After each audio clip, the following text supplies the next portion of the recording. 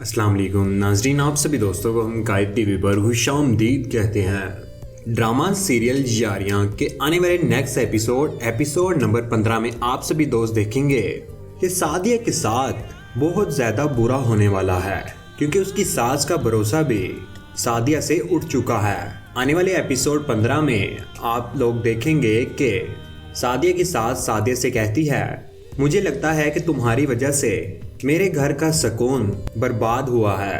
अगर ये सब कुछ सच हुआ तो मैं तुम्हें तलाक दिलवा दूंगी। लेकिन सादिया जैसे ही ये बात सुनती है वो बहुत हैरान और परेशान हो जाती है कि मेरे पास सिर्फ एक ही सहारा है, मेरी सास का, और वो भी अब मुझ पर भरोसा नहीं करती है।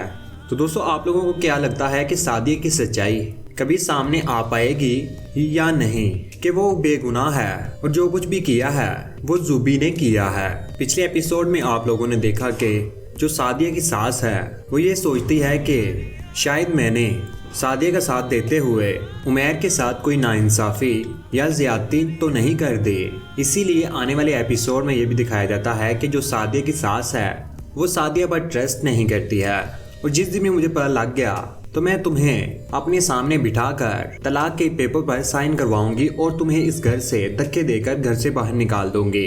लेकिन सादिया जैसे ही ये बात सुनती है तो वो बहुत हैरान और परेशान हो जाती है कि अब मेरा आखिरी सहारा भी मुझसे जुदा हो गया है, वो भी मुझ पर भरोसा नहीं करता। इसी वजह से सादिया की तबीयत बहुत ज्यादा खराब हो जाती है और उसकी माँ को कहा जाती है कि सादिया की तबीयत बहुत ज्यादा खराब हो गई है और इसको हॉस्पिटल लेकर जा रहे हैं। सादिया की माँ कहती है कि हाय अल्लाह, मेरी बच्ची को क्या हो गया है। तो ये सब कुछ सादिया का बाप भी सुन लेता है, तो वो भी परेशान हो जाता है कि उसकी आखिर बेटी ही है, ख्वाह जितना भी बड़ा उसने गुनाह किया हो, लेकिन उसकी बेटी तो है, क्योंकि उसका खून भी है।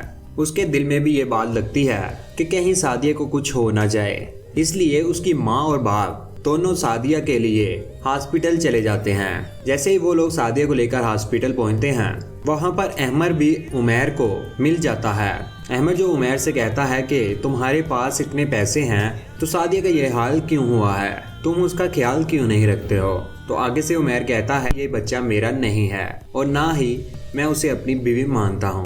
तो आगे से अहमद उसे कहता है कि मैं भी इस रिश्ते से इनकार करता हूँ, मुझे नहीं पता कि ये बच्चा किसका है, मैं नहीं ये मान सकता कि ये बच्चा मेरा है। तो आगे से उमैर सोच में पड़ जाता है आखिर तीसरा कौन है, क्योंकि मैं भी नहीं मान रहा कि ये बच्चा मेरा है। तो फिर अहमद उसे कहता है कि तुम इनकार कर रहे हो और मैं भी इनकार कर रहा हूँ कि हम दोनों का बच्चा नहीं है, तो इसमें से फिर तीसरा कौन है, उसको ढूंढो ताकि पता चले तीसरा आदमी कौन है जिसका ये बच्चा है। जैसे ही उमैर को ये बात पता चलती है तो वो बहुत हैरान हो जाता है और उसे सादिया पर और ज्यादा गुस्सा आता है कि ये अहमद का बच्चा नहीं है, तो सादिया का कितने को साथ चक्कर चल रहा है। अहमद को ये बात कहते हुए वहाँ से चले जाता है, लेकिन उमैर को बहुत ज्यादा गुस्सा आ जाता है कि वो सादिया के कमरे में जाता है। तो सादिया हॉस्पिटल में होती है और बेहोश होती है, बिस्तर पर लेटी होती है। तो उमैर जब उस कमरे में जाता है तो सादिया को बेहोश देखता है तो उसका गला दबाना शुरू कर देता है। तो सादिया का जैसे ही वो गला दबाता है तो उसकी सांसें बंद होना शुरू हो जाती हैं। तो वो अपना हाथ भी मारती है, तो लेकिन उसकी आंखें खुली नहीं होती हैं क्योंकि वो पहले से ही बेहोश पड़ी है।